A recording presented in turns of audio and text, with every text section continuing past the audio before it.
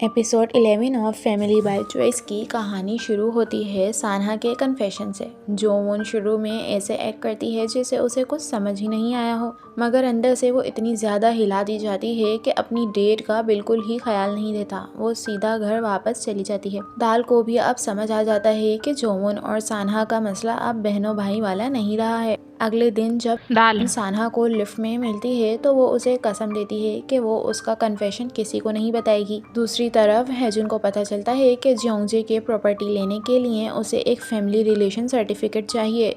इस सब के बीच सान्हा का कन्फेशन का बोझ जोवोन के जहन पे अभी भी है, लेकिन फिर भी वो डिनर पर सबके सामने ऐसे बिहेव करती है जैसे कुछ हुआ ही ना हो। डिनर के दौरान हेजुन अचानक जोवोन को शादी का कह देता है, जिस पर बाकी सब लोगों को हंसी आ जाती है, क्योंकि ये उसका तरीका है जियोंगजे के साथ अपना रिश्ता लीगली सिक्योर करने का। बाद में जोवोन सान्हा को बताती है कि वो उसका कन्फेशन भूल जाएगी, लेकिन सान्हा हार नहीं मानता। वो उसे कहता है कि एक बार दोबारा सोचे, उसे एक मौका दे, मगर इस बार उनके पुराने रिश्ते को बीच में ना लाए।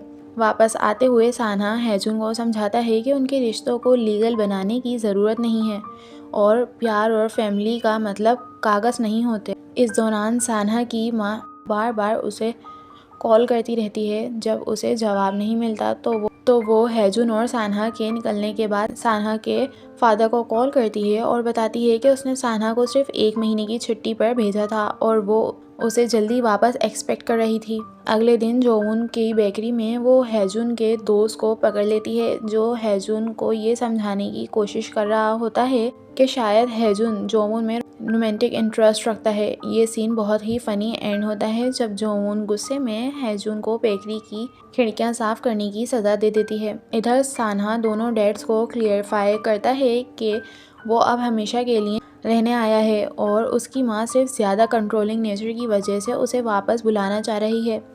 निकलते हुए वो जियोंगजे से कहता है कि वो अगले दिन हॉस्पिटल चेकअप के लिए ज़रूर आए। जियोंगजे और जोवोन दोनों वहाँ पहुँचते हैं और जब जियोंगजे अपना चेकअप करवाता है, सान्हा जोवोन की सोर रिस्ट ट्रीट करता है। वही पल होता है जब जोवोन के दिल में हल्की सी बटरफ्लाई वाली फीलिंग उठती है। अगले दिन हेजुन अपनी फूफी से मिलता है और बात फिर से उसकी माँ पर आ जाती है, जो पिछले 10 सालों से उसे कांटेक्ट नहीं कर रही। वापस आते हुए हेजुन को एक औरत नजर आती है जो बिल्कुल उसकी माँ जैसी लगती है, तो वो उसका पीछा करता है, लेकिन फिर से दाल से टकरा जाता है। इसकी तरफ जियोंगजे अपना बुसान हॉस्पिटल का काम निभा रहा होता है और वहीं उसकी मुलाकात हेजुन की असली माँ से हो जाती है। वो जियोंगजे को बताती है कि उसने किसी को मार दिया था, इसलिए वो हेजुन के सामने वापस नहीं आ सकती और बुसान में अपना छोटा सा शॉप चलाती है। दूसरी तरफ अपनी बोरिंग ब्लाइंड डेट से तंग आकर हेजुन को कहती है कि एक दिन के लिए उसका फेक बॉयफ्रेंड बन जाए। इधर जोवोन और सान्हा की मुलाकात होती है और जोवोन उसे साफ कहती है कि वो दोनों कभी भी सिबलिंग से ज़्यादा कुछ नहीं हो सकते। लेकिन अब वो वापस जा रहे होते हैं, अचानक से बारिश शुरू हो जाती है। दोनों भागकर टनल के अंदर खड़े हो जाते हैं और वहीं सान्हा उसे किस करता है और यहीं एपिसोड 11 एंड हो जाता है।